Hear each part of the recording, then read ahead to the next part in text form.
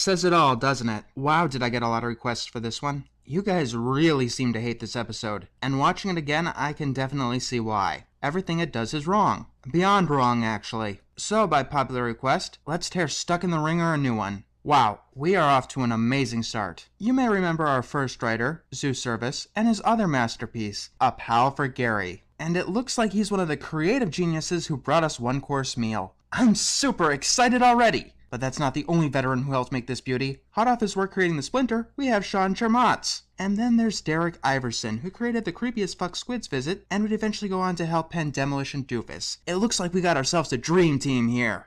It starts with Spongebob taking a shower until he over-dramatically drops the soap, because the writers think that that's funny. Ha ha ha, nothing of substance happened. Then Spongebob cleans his brain because the writers don't know jack shit about comedy. When the shower's done, Spongebob cleans himself off with a laundry wringer.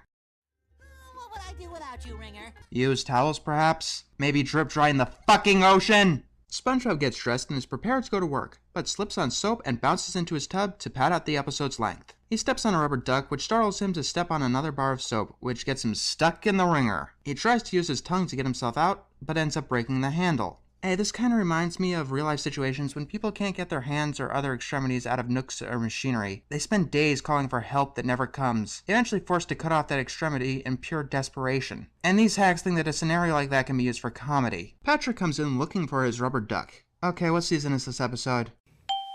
Ah, I see. Yeah, by this point, Patrick had an IQ of -75. When SpongeBob asks for help, Patrick uses Forever Glue to help SpongeBob be stuck forever. Yes, Patrick really has become that stupid. Speaking of that, you know what I find interesting? In these SpongeBob torture porns, he's actually really close to his original personality. In this episode, especially. So the glue hardens because the writers think that crippling someone is funny. Of course, SpongeBob's only concern is getting to work, which yes, is very similar to his original characterization. Patrick does manage to help slightly by breaking the wringer off the floor, so SpongeBob gets to work and starts making Krabby Patties. And when Squidward sees the wringer, he of course laughs at SpongeBob's misery. And then this happens.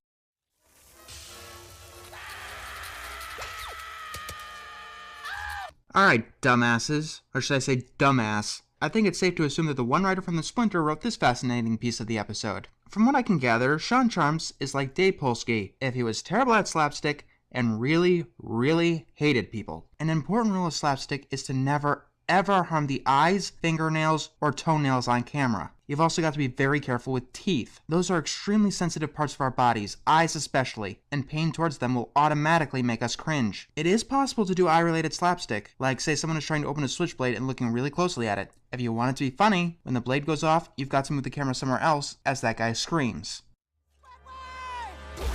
Are you okay? From Derek Iverson, who seems to have some bizarre psychological horror fetish. When someone asks for a refill, SpongeBob jumps up and causes the cash register to fall on his foot. Once again, the pain is raised to cringe-inducing levels. Then we have shenanigans that eventually ends with the cash register emptying on the floor. This, of course, gets Mr. Krabs to come into the picture. Help!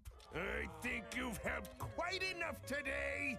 Remember that line. SpongeBob gets kicked out of the Krusty Krab and bumps into the cause of all of his pain. Patrick tries to cheer SpongeBob up instead of, I don't know, taking him to a hospital. They go to an ice cream parlor where SpongeBob is unable to eat his ice cream because the wringer is apparently stuck on his esophagus. Wow. That's just great. They're implying that SpongeBob is eventually going to starve to death because of that thing. Because, you know, if you can't swallow something like ice cream, that tube is closed. Tightly. Oh, and would you look at that? Patrick eats SpongeBob's ice cream like a good friend. Next, they go to the carnival, where we're treated to some scenes where SpongeBob can't play any of the games or ride on any of the rides. He even gets a shiner in the process. Hey, writers, I don't care who the hell you're doing this to. Torturing a character is not funny. Speaking of torture, sometime later, Patrick comes around with some cotton candy for winning a dart tournament. Wow, you sent your friend flying, but instead of looking to see if he's okay, you go and play darts. Some goddamn friend you are! Finally, SpongeBob has had enough, and he knocks the cotton candy to the ground. Maybe now you know how I feel about you ruining my life! Well said. So, SpongeBob finally tells Patrick off. Help! I think you've helped quite enough today! Hey, it's exactly like that other scene. Of course, the townspeople angrily shout at SpongeBob despite running excitedly towards their fight. Yeah, I suppose it's okay to yell at someone for some minor accidental vandalism, but it's not okay to yell at someone for ruining your life due to their incomprehensible stupidity. You deserve what you've gotten. Come on, we're out of here. Not. Screw you. Screw you all. I knew Zeus' service would shine through eventually. In fact, I think he was in charge of the rest of the episode. Patrick tries to stay mad at SpongeBob, but is unable to. He runs to SpongeBob's house, breaks in, and finds something that wouldn't be out of place in a horror story. I guess Derek ain't done yet. What's that?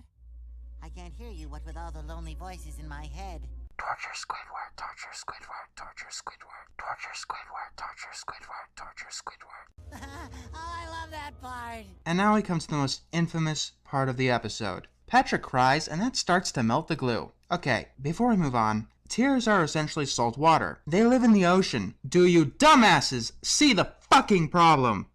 I guess crying does solve your problems after all. Isn't it great that they're trying to teach kids such valuable lessons in life? Alright, you three. What's the word I'm looking for? Dipshits? No, that word is too good for you. Assholes? That's not quite right either. Fuckers? No. I'm just gonna call you three excuses for humanity until I can find a description that properly suits your crude, idiotic, and juvenile talentless asses. What reality do you three live in? I really want to know. I'm genuinely curious. In this reality, it's conventional wisdom that it actually takes an adult to write for children. What am I saying? That's not fair. Children would make better writers than you three. Hell, infants would. My dog would. You mindless, degenerate hacks.